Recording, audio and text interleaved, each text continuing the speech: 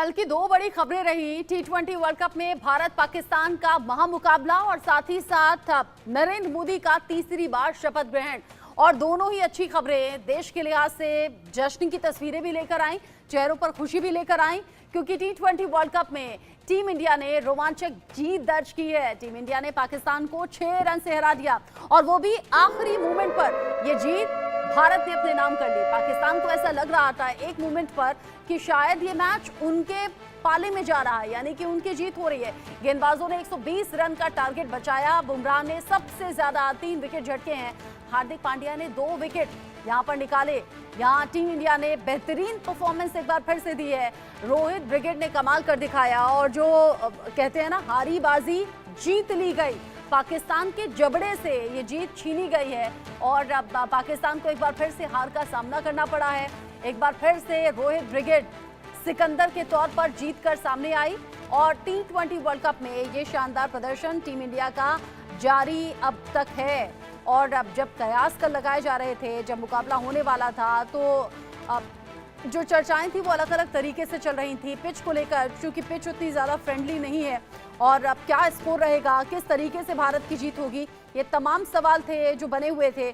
ऐसे में पाकिस्तान की तरफ से तो जो तेज़ गेंदबाज है नसीम शाह, वो तो रोने तक लगे थे जब ग्राउंड से वापस जा रहे थे पवेलियन की तरफ। तो जाहिर सी बात है आंखों में आंसू भी थे, चेहरा उतरा हुआ भी था। लेकिन यहाँ जो जीत का जश्न है वो हिंदुस्तान ही नहीं बल्कि दुनिया के अलग अलग हिस्सों में देखने को मिला, क्योंकि टीम इंडिया के जो फैंस हैं उन्होंने बेसब्री से इंतजार इस मुकाबले का किया और उससे ज्यादा इंतजार किया टीम इंडिया की जीत का। जीत भी हुई और शानदार जीत हुई और अब इसको लेकर हम बात भी करेंगे। तस्वीरें लगातार टीवी स्क्रीन पर चल रही हैं, क्योंकि जश्न की अलग अलग तस्वीरें सामने आई भी हैं। बुमराह ने कमाल कर दिखाया और अब जिस तरीके से हार्दिक पांड्या ने भी 2 विकेट निकाले, तारीफ खूब हो रही है यहाँ पर। और पाकिस्तान की टीम को लेकर भी चर्चा अलग अलग तरीके से सामने आ रही है। मेरे साथ में स्पोर्ट्स एडिटर मनोज जोशी जुड़ गए हैं, जो इस पर ज्यादा बातचीत मेरे साथ में करेंगे। हालांकि भारत पाकिस्तान का मुकाबला देखिए, जब टी20 वर्ल्ड कप की जब ब्रेकिंग भी आई थी उस दिन, और ब्रेकिंग खत्म करने के बाद जब आप स्टूडियो से जा रहे थे, मैंने आपसे पूछा था देखिए भारत पाकिस्तान का मुकाबला कब है, आपने कह दिया था 9 जून। और 9 जून मेरी ही तरह उन तमाम फैंस ने नोट डाउन कर लिया था और बड़ी बेसब्री से इंतजार था। कल वो दिन आया भी और हिंदुस्तान जीता भी। इस जीत के लिए सबसे बड़ा क्रेडिट आप किसको देंगे टीम इंडिया में? देखिए, खासकर हमारी बॉलिंग, क्योंकि आप ये देखें कि हमारी बल्लेबाजों में जो है सिर्फ 3 बल्लेबाज ऐसे थे भारतीय बल्लेबाज जो दहाई की संख्या तक पहुंच पाए। हमारी बल्लेबाजी खराब थी, हमारी फील्डिंग खराब थी, हमने 2 कैच भी टपकाए और उसके बावजूद अगर हम जीत गए हैं, क्योंकि आप देखें तो ये बड़ी बात है। और हर बॉल जो है एक इवेंट साबित हुई और हर जो ओवर है, हर गेंद और एक एक रन जो है वो भी एक इवेंट साबित हुआ, क्योंकि एक एक रन का महत्व था। जैसे कि अक्षर पटेल ने मैच के बाद कहा भी कि एक एक रन हमारे लिए बहुत अहम था। जब भी जो भी बल्लेबाज जा रहा था उसको उनको यही कहा जा रहा था कि कोई ना कोई रन बनाकर आपको जरूर आना है। विकेट इतना आसान नहीं था, बहुत गेंद नीची रह रही थी। नसीम शाह अपने पूरे शबाब पर थे। मोहम्मद आमिर को मैंने इतनी शानदार गेंदबाजी करते हुए पहले कभी नहीं देखा। अनप्लेबल हो गए थे। ऋषभ पंत के 3 कैच उनकी गेंदों पर छूटे हैं, उसने भी भारत के लिए बहुत बड़ी राहत की सांस पहुंचाई, क्योंकि हमारे टॉप स्कोरर ऋषभ पंत थे। अगर वो बल्लेबाजी ना करते तो हम 119 के स्कोर तक भी ना पहुंच पाते। तो अब दुनिया की नंबर 1 टीम, और वो 20 ओवर भी नहीं खेल पाई, क्योंकि आज तक के इतिहास में कभी ऐसा नहीं हुआ कि टी20 क्रिकेट में पाकिस्तान ने भारत को ऑल आउट किया हो। ये पहला मौका था। उसके बाद आलोचनाएं लगातार भारतीय टीम की हो रही थी, क्रिटिसिज्म बढ़ते जा रहे थे, क्योंकि 30 रन में 7 विकेट भारतीय टीम ने खो दिए थे।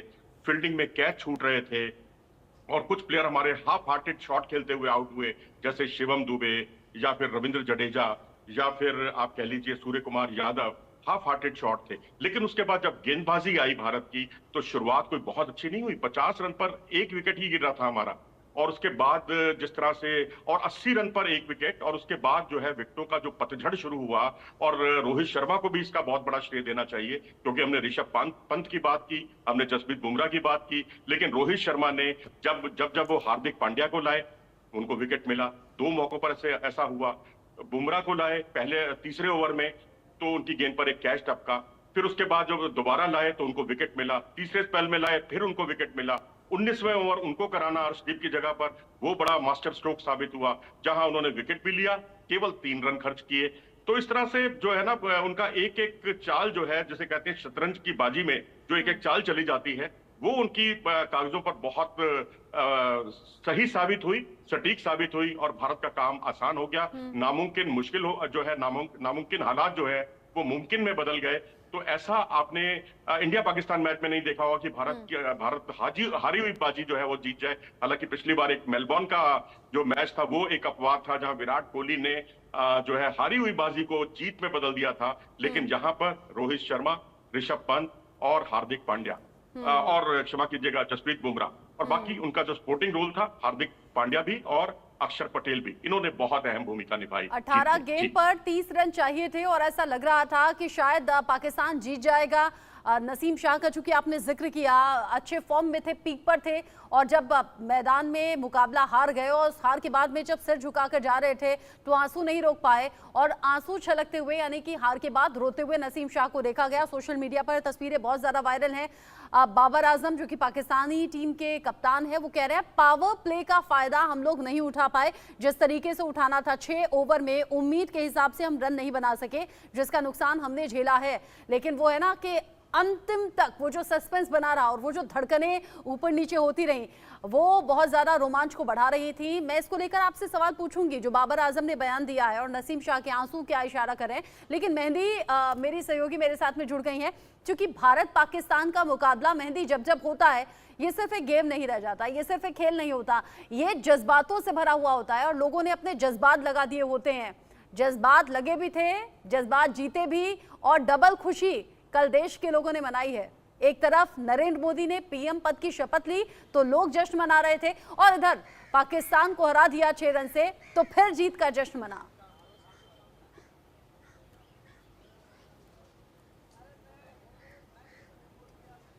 मेहंदी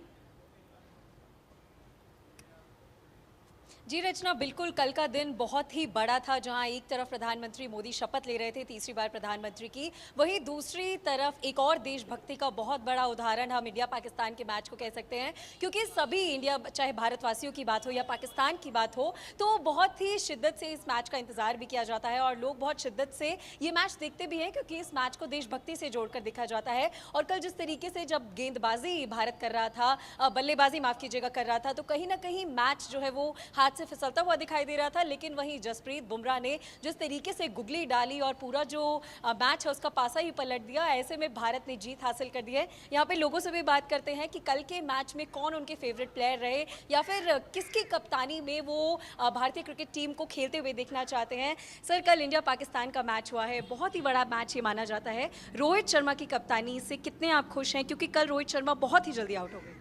नहीं, आउट हो गए ठीक है, लेकिन कल हमारा इंडिया जीता है तो बहुत अच्छा लगा और बस इन लोग मेहनत करते रहें और ऐसे जीतते रहें, हम तो बस दो ही करेंगे। और मैं बहुत अच्छा लगता है जब अपना देश जीतता है और बहुत अच्छा लगा। जी, आपके फेवरेट गेंदबाज या बल्लेबाज की अगर बात की जाए तो कौन है? कल तो हार्दिक पांड्या ने कमाल दिखाया अपना, जैसे कि देखा ही होगा आपने। बॉलिंग भी उनकी अच्छी रही, बैटिंग में चलो अच्छे नहीं चले बट बॉलिंग में काफ़ी सेव कर लिया हमें। एंड और देखें तो पंत की बैटिंग काफ़ी अच्छी रही, हमारे लिए काफ़ी सिग्निफिकेंट थी। उसकी बैटिंग ने थोड़ी हमारी बचा ली गेम, नहीं तो फिर बुरा ही हाल होता। बट मेनली कल फोकस बॉलर्स पे ही था, बॉलर्स ने ज़्यादा हेल्प करी मैच जीतने में। देखिए, जिस तरीके से बॉलर्स की बात है तो जसप्रीत बुमराह ने तो कमाल ही कर दिया है। सर, आप क्या कहेंगे कि कल का मैच बहुत ही बड़ा रहा, तो गेंदबाजों की बात की जाए तो जसप्रीत बुमराह ने पूरा मैच संभाल लिया, तो आपको सबसे ज़्यादा उम्मीदें किस क्रिकेटर से थी पूरे मैच में? मेरा तो फेवरेट विराट कोहली है, ठीक है, और अगर वो रहता है तो मतलब कुछ ना कुछ कल आपके विराट कोहली बहुत ही जल्दी आउट हो गए थे, 4 या 5। नहीं, उम्मीद हर किसी से रहती है, अब तकदीर कब बदल जाए कुछ पता नहीं होता ना मैम, ठीक है, तो कोई नहीं, नेक्स्ट टाइम देखते हैं। आप क्या कहना चाहेंगे कल के मैच को लेकर? कल के मैच एक्चुअली जो गेम ख़त्म हुआ, बुमराह की वजह से मैच जीत गया इंडिया, वो अलग बात है, लेकिन कल के मैच से इंडिया की वीकनेस पता चल गई। कैसे? जैसे आप विराट कोहली को ओपनिंग भेज दिए, इंडिया की अगर मिडिल ऑर्डर में कोई एक्सपीरियंस होल्डर बैट्समैन नहीं थे बड़े बड़े मैच को हैंडल करने के लिए। विराट कोहली हमेशा मिडिल ऑर्डर संभालते हैं, उसको फर्स्ट डाउन या सेकंड डाउन दे रहे थे, वो मिडिल ऑर्डर को संभाल रहे थे। लेकिन रोहित शर्मा जो डिसीजन लिया था स्टार्टिंग से, पहले संजू सैमसन को ओपनिंग दे दिए, जो संजू सैमसन पूरे आईपीएल में फास्ट डाउन ओपनिंग किए।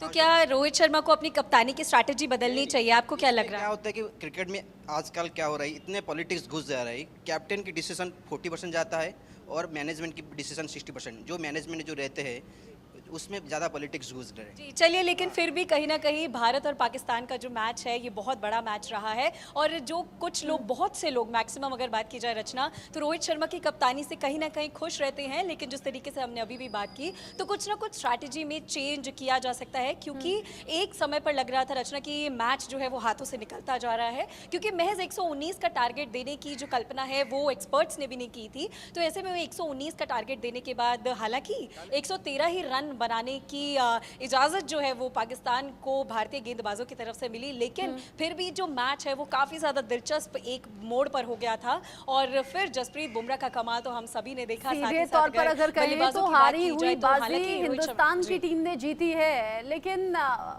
मनोज, जिस तरीके से 120 रन का टारगेट दिया था, क्या आपको नहीं लगता कि ये थोड़ा सा ज्यादा होना चाहिए था? टीम इंडिया के हिसाब से ये 120 रन का जो स्कोर है ये कम दिखाई देता है। साथ ही साथ सूर्य कुमार यादव को लेकर आप क्या कहेंगे? बल्ला बिल्कुल चला ही नहीं उनका।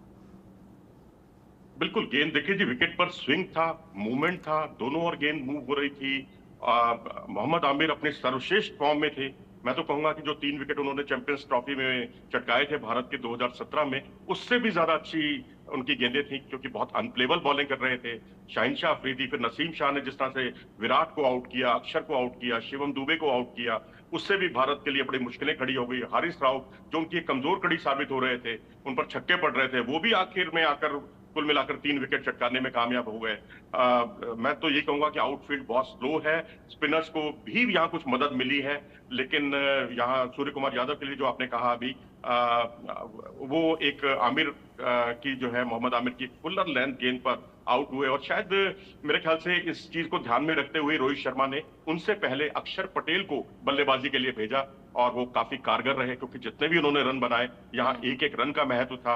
और जब भारत ने 119 रन पर भारत का पुलिंदा बंधा, भारत ऑल आउट हुआ, 19 ओवर में ही आउट हो गया, तो उस वक्त मोहम्मद आमिर का एक बयान आया था, उन्होंने कहा ये डिसेंट टोटल है। ये मोहम्मद आमिर का बयान था कि ये बहुत डिसेंट टोटल है, इस पिच पर इतने रन बनना बहुत मुश्किल है। तो ये उनकी एक अच्छी, मतलब क्रिकेट की एक अच्छी सोच उनकी दिखाई देती है। लेकिन वहीं मैं अंग्रेजी में जो कमेंट्री चल रही थी, वसीम अकरम की कमेंट्री में सुन रहा था, उस वक्त वसीम अकरम की टिप्पणी थी, जब उन्होंने 50 या 55 रन पर एक विकेट ही खोया था, उन्होंने कहा विकेट बहुत आसान है, विकेट में ऐसा कुछ नहीं है। और तब तक रवि शास्त्री चुप रहे, लेकिन जब उनका पुलिंदा बंधा, जब वो आउट हुए। आप रहिए मेरे साथ में, शशि काला भी मेरे साथ में जुड़ गए हैं, क्रिकेट कोच, उनका रिएक्शन लेना भी जरूरी है। शशि काला जी, जब मुकाबला होने वाला था उससे पहले हम पिच को लेकर बात कर रहे थे, कह रहे थे कि बहुत ज्यादा फ्रेंडली ये पिच नहीं है, बहुत ज्यादा स्कोर खड़ा होगा ऐसी उम्मीद नहीं है, लेकिन स्कोर 120 तक जाएगा ऐसा आपने सोचा था क्या? हालांकि हम मैच जीत चुके हैं, 6 रन से हमने जीता है मैच, लेकिन एंड मोमेंट तक जाकर अभी भी सस्पेंस बना हुआ था कि भाई क्या होगा, हारेंगे या जीतेंगे, धड़कने बहुत ज्यादा ऊपर नीचे। वो जो जोर लगाया गया एंड मोमेंट पर, वो अगर पहले लगा लिया जाता तो शायद स्कोर भी अच्छा होता और ज्यादा शानदार ये जीत होती। पहले तो सभी भारतीयों को बहुत बहुत बधाई और शुभकामनाएं। जैसा कि अभी आपने पूछा मैम कि क्या 120 रन का टारगेट सोचा था, मैडम जब हमारे 3 ही आउट हुए थे, 80 के आसपास का स्कोर था, तब हमने ये सोचा था कि बैटिंग डेप्थ हमारी काफ़ी है, हमें 10 ओवर खेलने चाहिए थे, लेकिन हमने कुछ ज़्यादा ही अति उत्साह में आकर के स्कोर करने की कोशिश की, जिसकी वजह से हमारी विकेटें चली गई। आप देखिए पाकिस्तान ने जो बैटिंग की, जो पार्टनरशिप लगाई थी, जब तक उनके दोनों बल्लेबाज ओपनर खेल रहे थे विकेट आसान लग रही थी, लेकिन जैसे ही रिजवान आउट हुए, कि रिजवान बहुत बढ़िया टच में थे, आप सारी बॉल उनकी मिडल हो रही थी। जब वहां पर कोई बैट्समैन टाइम स्पेंड करता है तो मुश्किल विकेट पे भी वो थोड़ा सा अभ्यस्त हो जाता है। तो इसलिए कहते हैं कि पहले आप, जैसे हमारी पुरानी पद्धति थी कि हम पहले विकेट पे स्टे करें, उसके बाद जब बैट पे बॉल आने लगे तो रन बनाए। हमने, पंत ने, इसमें कोई शक नहीं कि 3 या 4 उनको मौके मिले, लेकिन उन्हें भुनाने की पूरी कोशिश की। उनका खेल ही ऐसा है, नैसर्गिक खेल है उनका, उनको हमें रोकना नहीं चाहिए। लेकिन जो बाकी थे, सूर्य कुमार यादव थे या और जितने बल्लेबाज आए, एक अक्षर पटेल को छोड़ करके। अक्षर पटेल ने बहुत बेहतरीन बल्लेबाजी की। पहला ओवर उन्हें दिक्कत आ रही थी, लेकिन उन्हें भाप लिया कि विकेट में काफी कुछ ऊपर नीचे और दाएं बाएं है, झूल रही है बॉल, तो उन्होंने अपने हिसाब से, तकनीक के हिसाब से, शशिकाला जो जी, उनकी तकनीक हम है, हम उसी हिंदुस्तान हिसाब की से टीम के प्लस पॉइंट्स की तो बात कर ही रहे हैं, जाहिर सी बात है, शानदार जीत है और बहुत ही नेक टू नेक फाइट में हमने ये जीत हासिल की है। लेकिन पाकिस्तान की ऐसी कौन सी कमी रह गई जिसकी वजह से उन्हें ये हार झेलनी पड़ी? बाबर आजम कह रहे थे कि पाकिस्तान की पावर प्ले का हमने इस्तेमाल नहीं किया।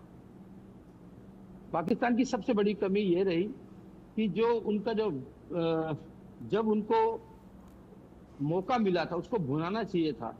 बाबर आजम या रिजवान जब दोनों सेट थे तो उनमें से एक को लास्ट तक खेलना चाहिए था, चाहे रन बने ना बने।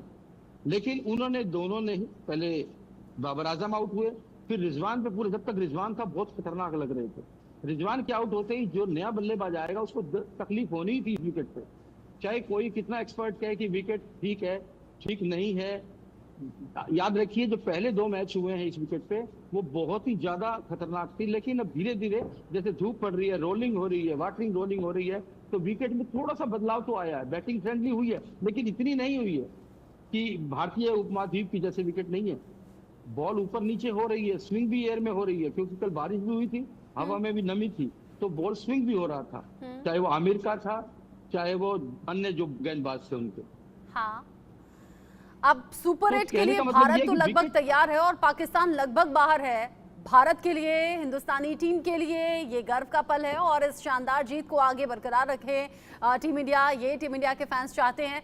मनोज, बहुत शुक्रिया हमारे साथ जुड़ने के लिए। मेहंदी, आपका भी शुक्रिया, आपने उन फैंस से बात की जो इस जीत के बाद गदगद हैं। शशिकाला जी, आपका भी शुक्रिया हमारे साथ में जुड़ने के लिए।